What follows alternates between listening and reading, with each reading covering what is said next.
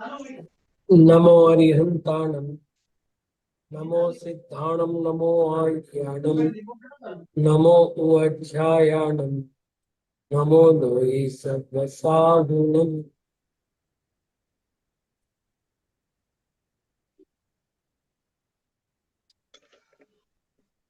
शब्द रूपों में आज इकारांत पुल्लिंग शब्द सखी। ये जो सखी शब्द है ये पुल्लिंग में भी आता है और स्त्रीलिंग में भी आता है। दोनों का अर्थ मित्र ही होता है।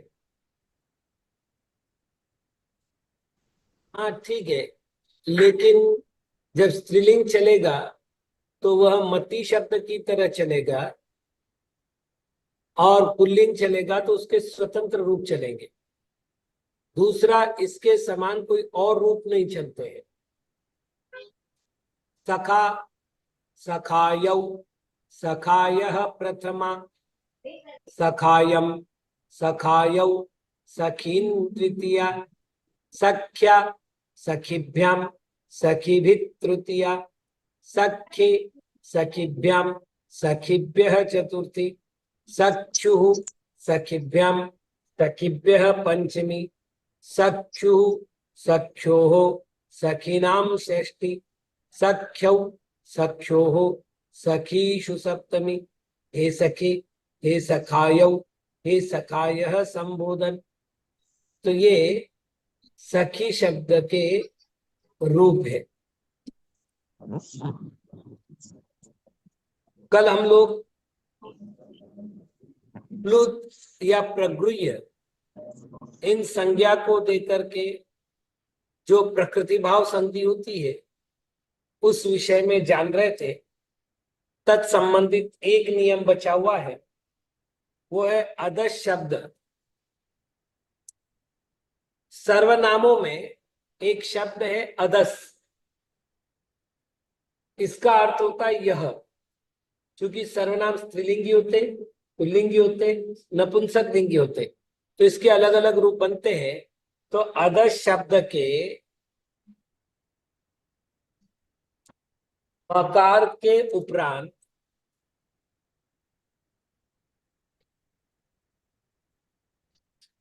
ई और उ होने पर अदस की प्रगृह्य संज्ञा होती है। अब यहां पर अपने सामने एक प्रश्न आएगा, अदस में म तो है ही नहीं, तो जब इसके रूप बनते हैं तो रूप में एक विशेषता होती है। जैसे पुल्लिंग में है असौ, अमु, अमी प्रथमा।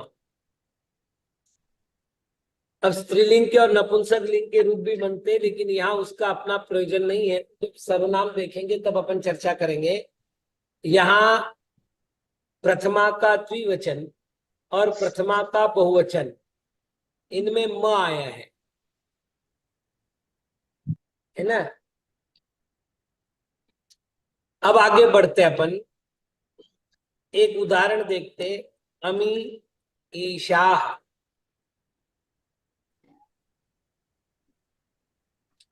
अब आप विचार करके देखो कि दीर्घ ई है, उसके बाद दीर्घ ई है, तो होना चाहिए ये।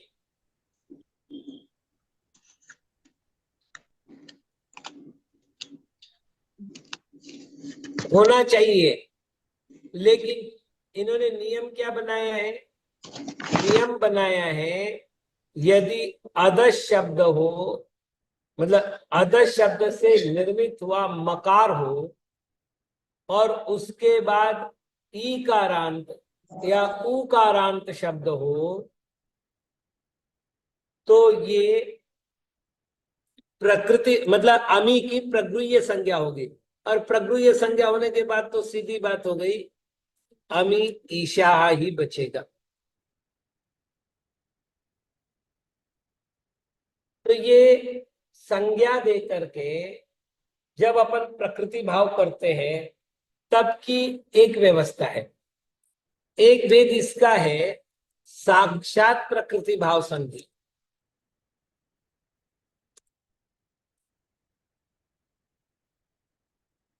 अभी अपन ने इनको साक्षात क्यों कह रहे? अब तक या तो हम उसको प्लुत संज्ञा कर रहे थे या प्रगृह्य संज्ञा कर रहे थे।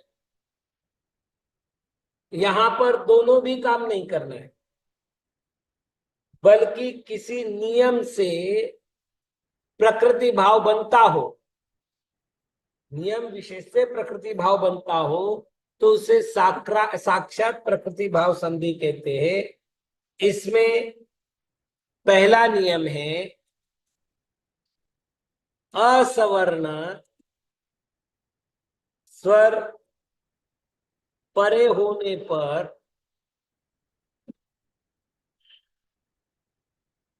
पदांत ई उ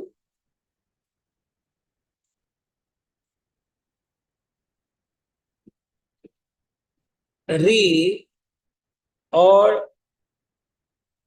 री का विकल्प से ह्रस्व हो जाता है। अब ये विकल्प शब्द अपने को कई बार जा चुका है। विकल्प यानी ऑप्शनली, आप करना चाहो तो करो, नहीं करना चाहो तो आपकी इच्छा। तो जैसे मान लेते एक शब्द है चक्री धन अत्र। देखिएगा अपन क्या करने जा रहे हैं।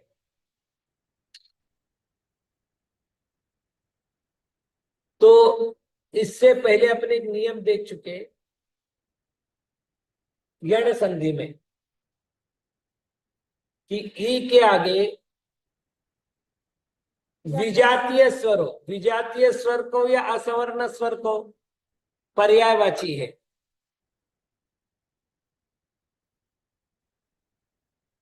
यदि ऐसा आता है तो ई का यह बनता है, तो यहां बनना चाहिए था चक्र ई अत्र, और इस ई को यह बनना चाहिए। अब जब यह बनाओगे तो ये रूप बनेगा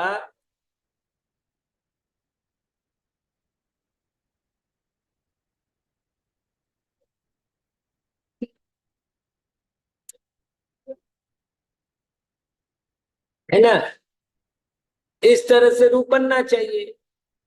सरल सरल बात है। तो यहां कह रहे यदि ऐसा होता है, क्या नियम बना है अपने पास कि विजातीय स्वर परे होने पर पदांत इकार हो, उकार हो, रिकार हो तो रिकार हो तो इनका ह्रस्व हो जाता है।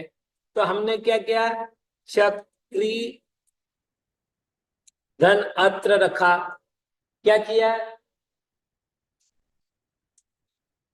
क्या किया, दीर्घ था, चक्री जो था वो दीर्घ था और दीर्घ का ह्रस्व कर दिया।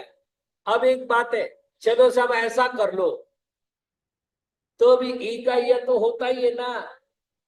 तो बोले नहीं, एक बार यदि कोई संधि का नियम लागू हो जाता है तो उसमें पुनः संधि नहीं होती।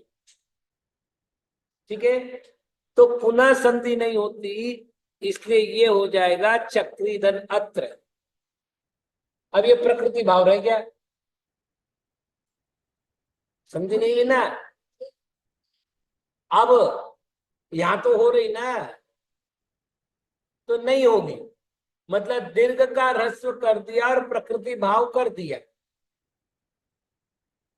अब चूंकि ये प्रकृति भाव विकल्प से है, तो आपने अगर ये कर दिया है तो कोई बात ही नहीं है जी। अब ज्यादा अच्छा है जब आप लिखो तो यही लिखो, लेकिन जब साहित्य पढ़ रहे हैं तो ये मिल सकता है। तो फिर ऐसा नहीं लगना चाहिए कि आचार्य महाराज ने गलत लिखा है, संधि करना भूल गए। चलिए, अब एक नियम इसमें, एक और विकल्प क्या है कि यह प्रकृति भाव समास आने पर नहीं होगा, मतलब संधि में तो होगा, समास में नहीं होगा। तो समास आने पर क्या होगा? तो संधि होगी। उदाहरण के लिए वापी धन अश्व। अब वापी कुआ को कहते हैं, है ना, और अश्व घोड़े को कहते हैं। ये दो समर्थ पद है, और दो समर्थ पद हो तो इनका द्वंद्व समास होता है। वापी च अश्वम च, है ना। भैया आप पहले एक बात बताइए, चक्रीय अत्र में अत्र अव्यय है, चक्री चक्रवर्ती को कहते हैं, तो यहाँ एक नाम है और एक अव्यय है। आपने केवल संधि की है, लेकिन मैं आपको दो पद दे रहा हूं। एक एक वस्तु विशेष का नाम है जिसको हमने कहा कुआ, संस्कृत में हमने कहा वापी, और एक घोड़ा है तिर्यंच जाति का, एक विशेष जातिवाचक एक पशु है, पशु का जातिवाचक नाम है। तो दोनों स्वतंत्र पद है, और जब दोनों स्वतंत्र पद है तो इनके समास ही होगा, केवल संधि नहीं होगी। देखिए, जहां समास होता है वहां संधि भी होती है, तो हमको जोड़ना तो पड़ेगा, जोड़ना पड़ेगा। तो उन्होंने कहा यहाँ पर रस्व नहीं होगा, फिर क्या होगा? वाप धन ई धन अश्व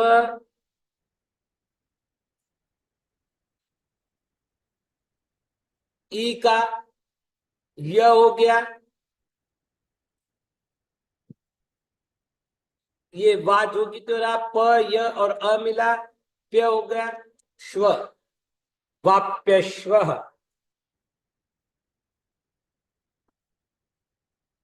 आपको समझ में आ गया होगा। केवल संधि हो रही है तो वहां आपके पास विकल्प है। नेहल दीदी, मुझे ऐसी कोई भाषा पता नहीं है जिसमें नपुंसक लिंग ना हो।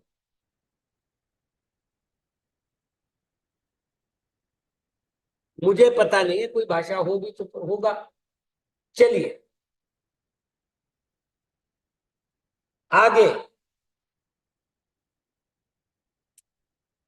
दूसरा नियम, रिकार परे होने पर अ ई उ री, अ ई उ री और री का विकल्प से प्रकृति भाव।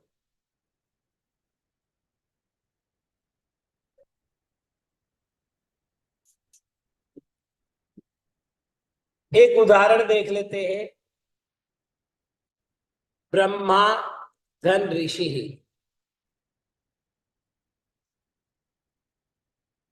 पहले तो आप देखो, तीन रूप बनाने अपने को।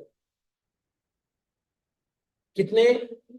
तीन रूप बनाने हैं, एक एक करके देख लेते। इसको अपन पहले यूं कर लेते हैं, ब्रह्म धन आ धन ऋषि।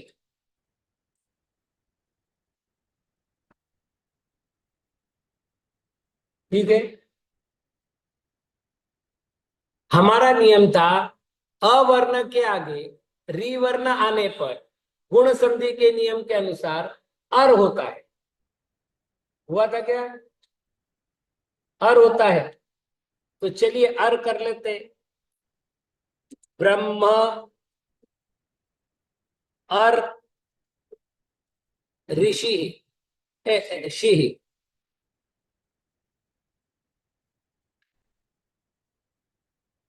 अब हो गया ये ब्रह्मर्षि। ठीक है। अभी चक्री यंत्र के प्रकरण में क्या देखा था? दीर्घ को ह्रस्व कर दो,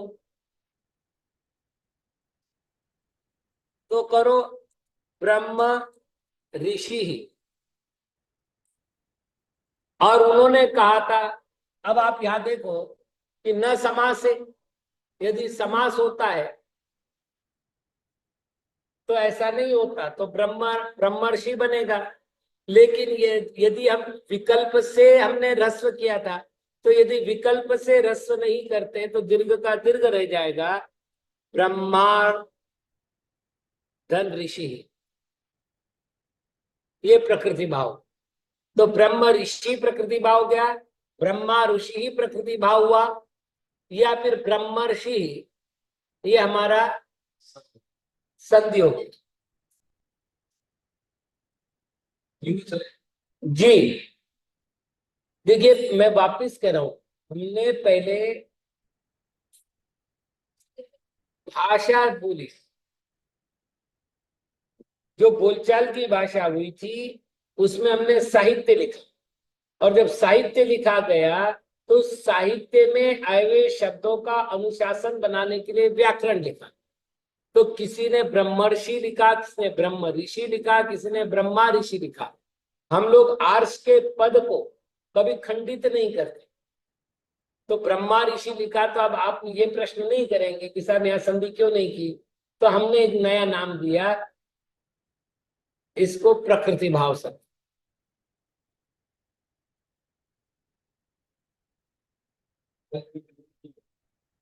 नहीं, पहले तो पहली बात, एक बात समझ लो, लिखने वाले ने गलती की ऐसा मैं नहीं मानता। एक बात और बताऊं मैं आपको कि तत्काल में होने वाले, मतलब पूर्ण काल में होने वाले भाषिक व्याकरण आज आपके पास यथावत नहीं है। कुंदकुंद महाराज ने जिन जिन शब्दों का प्रयोग किया, क्या उसका व्याकरण आज आपके पास यथावत है? नहीं है। तो फिर हमने व्याकरण के जो अनुशासन बनाए उसके आधार पर उन शब्दों की मीमांसा होती है। इसलिए आर्षम, एक नियम ध्यान रखिएगा, आर्षम ऋषि प्रणीतम, आर्षम यानी ऋषि प्रणीतम, जो ऋषियों के द्वारा कहा गया हो उसमें हम कभी भी शंका नहीं करते, अशुद्धता नहीं मानते। उसमें जब अशुद्धता नहीं मानी तो हमने स्वीकार कर लिया कि ये ऐसा है। अब हम व्याकरण में उसको सिद्ध करेंगे। भैया, ऑक्सफोर्ड की जो डिक्शनरी है, विश्व की सबसे बड़ी डिक्शनरी मानते हैं वो लोग। विशेष बात है कि इसमें हर साल नए शब्द आ रहे हैं। अब पंजाब के लोग, हम कम पढ़े लिखे, इंग्लैंड में गए, अब उनका काम क्या है? तो ढाबा लगाना, ढाबा लगाया। अब अंग्रेजी तो आती नहीं, तो उनको पूछा व्हाट इज दिस, तो बोले दिस इज पराठा।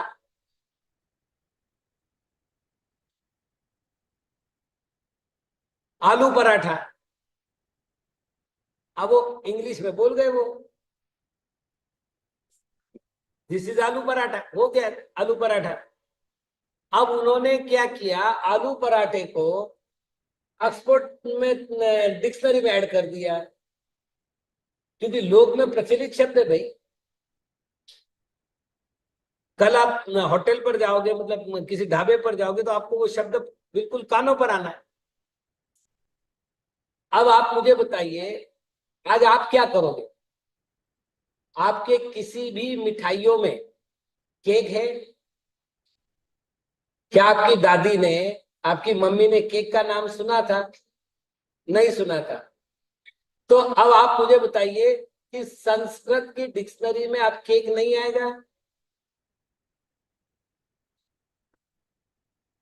अब आप मुझे बताइए, मैं एक वाक्य बोल रहा हूं, आज मेरा जन्म दिवस है, आज आप केक खाने के लिए आना। अब इसका संस्कृत ट्रांसलेशन करो।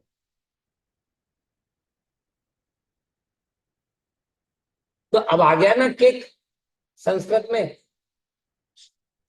तो शब्द भाषा में मिलते जाते, तत्सम शब्द, तद्भव शब्द, ये सब मिलते जाते हैं और भाषा विकसित होती है। अब मैं क्या बताऊं, मुझे संस्कृत में बोलना है, कैलाश भैया लाइट लगाओ,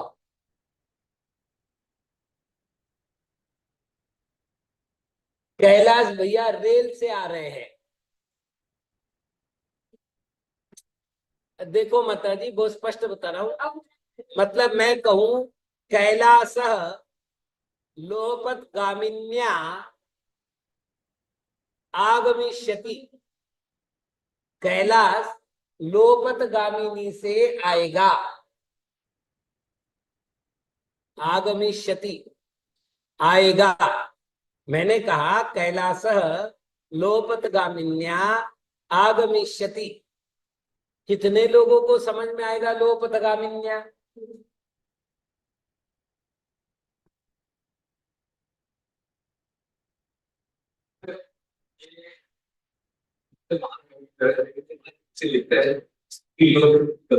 जी नहीं नहीं, देखिए इसलिए कि कहीं मेरे लिखने में कहीं गलती हो गई हो, ये विनय है केवल, इसका कोई मूल संबंध नहीं। अब एक और प्रकरण देखते हैं। एक स्फोटायन नाम के ऋषि हुए, व्याकरण के बहुत बड़े आचार्य हुए, वैदिक ऋषि है। इन्होंने कहा गो के आगे अकार हो तो विकल्प से प्रकृति भाव होता है।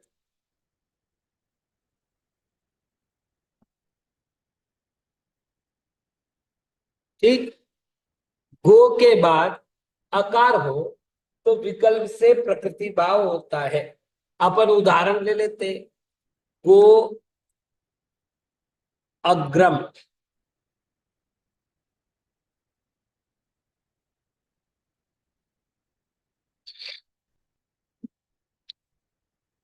पहले तो स्फोटायन महाराज का ही काम कर लेते अपन, तो काम ही नहीं बचेगा। उन्होंने कहा गो के आगे अकार हो तो प्रकृति भाव हो जाता है, तो ये होगा गो अग्रम। प्रकृति भाव रखना है ना, आगे कुछ संधि का नियम आना है, तदनुसार अ का लोप होकर के अवग्रह चिन्ह देना है। अब ये कैसे होता है ये अपन आज की क्लास में आगे देखेंगे, क्योंकि उस संधि का नाम बदल रहा है। तो एक हो जाएगा गो अग्रम। अब तीसरा है गो के आगे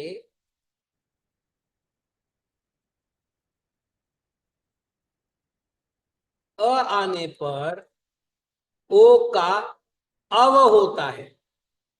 क्या क्या अंतर हो गया मुझे बताना, ये मेरे को अलग से नियम क्यों लिखना पड़ा? ये तो हमको पहले से मालूम है वो का होता है, या नयापन क्या हुआ है?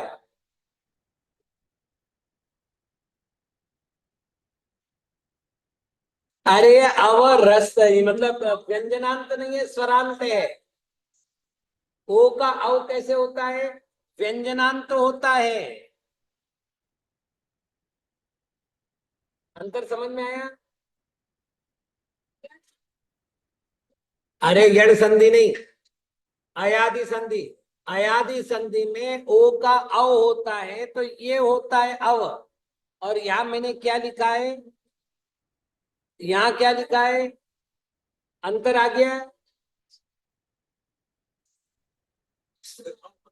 हाँ, अव होता है, ये होता है। यहां मैं कह रहा हूं अव होता है, ठीक है ना? मतलब यहाँ स्वर भी साथ में है, स्वर रहित नहीं है। तो अब करो आप, ग धन ओ का कर दिया अपन ने अव, और अग्रम। अब आप देख लीजिएगा, या अ के बाद अ आ रहा है, ये जो व है वास्तविक ऐसा ही है ना। अब तो अ के आगे अ आने पर क्या होता है, अ और अ मिलकर के आ होता है, तो ये बनेगा गवाग्रम। तो तीन रूप बने अपने सामने। एक तो पूर्व रूप रहा, एक अवग्रह का चिन्ह आया, हाँ जी, एक पूर्व रूप आया, एक अवग्रह का चिन्ह आया, तो ये दो रूप ये बने। और तीसरा ये गवाग्रम दीर्घ संधि से बना, तो ओ का अव बन करके दीर्घ संधि के नियमानुसार बना, तो ये तीन पद बने। तो ये स्पोटायन ऋषि के अनुसार प्रकृति भाव बताने के लिए ये बात कही गई। अब अगले संधि के रूप में अपन देखते हैं पूर्व रूप संधि। तो पहले तो अपन देखिए कि संधि में हमारे पास दो पद होते हैं, है ना। उदाहरण के लिए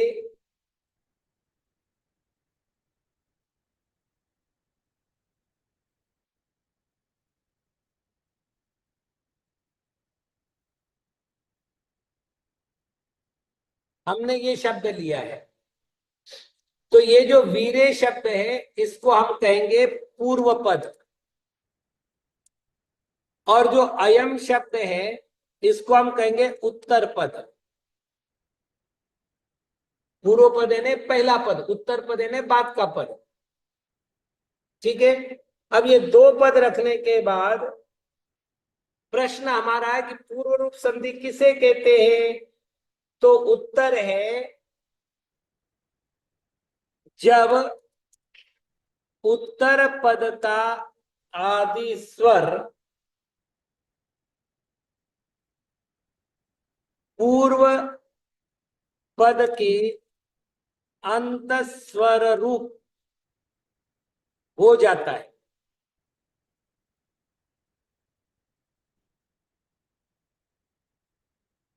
पूर्व रूप संधि किसे कहते हैं, उत्तर पद का जो आदि स्वर है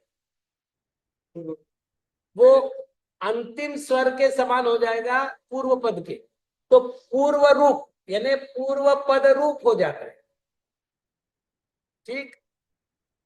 अब अपन यही उदाहरण ले लेते हैं, वीरे अयम,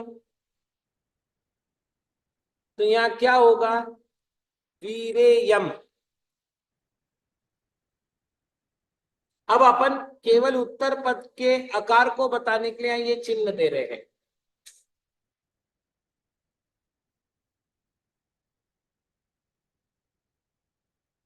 अब इस नियम को थोड़ा सा ठीक से समझ लेवे।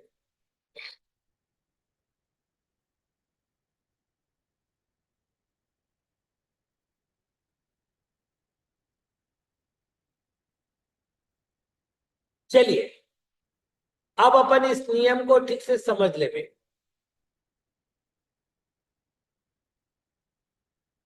तो इस नियम में क्या आएगा, पदांत में एकार अथवा ओकार हो तथा उससे परे अकार हो, तो अकार पूर्व रूप हो जाता है। बस ये एक ही नियम है, पदांत हो,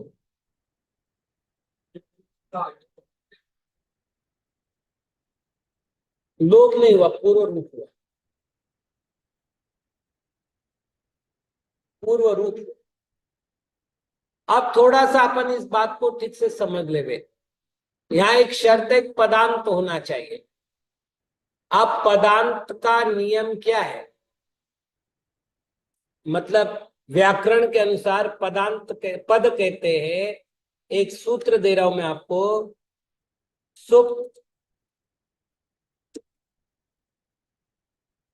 दिगंतम पदम, जिसमें सुप लगा हो या तिंग लगाओ। सुप क्या है? तो विभक्ति के प्रत्यय को सुप कहते हैं, और तिंग क्या है? धातुओं के प्रत्यय को तिंग कहते हैं। ये नियम, विभक्ति के प्रत्यय को सुप और धातु के प्रत्यय को तिंग कहते हैं। तो प्रत्यय लग करके जब पूरा होता है तब उसे पद कहेंगे।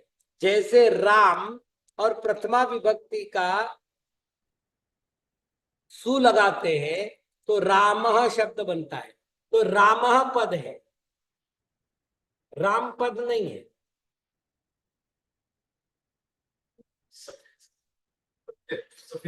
प्रत्यय लगने के बाद जो रूप बनता है उसको पद संज्ञा होगी। तो हमने क्या किया, वीरे, अब ये सप्तमी का एक वचन है, इसका अर्थ क्या हो गया?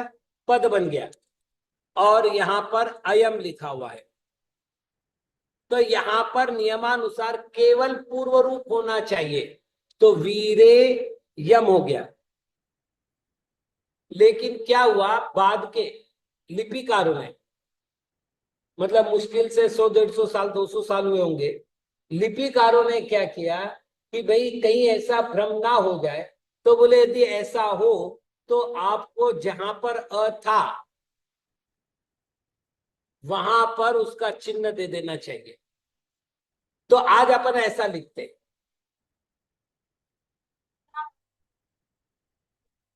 जी, अब एक प्रश्न है, आगे अपने को आएगा जे धन अति, तो क्या जेती कर देवे? तो उत्तर नहीं कर सकते। क्यों नहीं कर सकते? तो उनका कहना है कि अति जो है वो तिंग प्रत्यय है, मतलब अभी जे जी धातु है, जी का गुण होकर के जे बना है, अति प्रत्यय है, प्रत्यय लगने के बाद वो पद कहलाता है। तो जे प्रत्यय मतलब प्रत्यय लगा हुआ शब्द नहीं है, मतलब पद नहीं है। पद नहीं होने से वहां पर जेती रूप नहीं बनेगा, बल्कि अ बन करके जयती रूप बनेगा। एक आय होता है ना, तो जयती रूप बनेगा। तो ये एक विशेषता है। तो कुल मिलाकर के पूर्व रूप संधि भी पूर्ण हो गई। बाकी चर्चा समय मिलने पर। ओम नमः।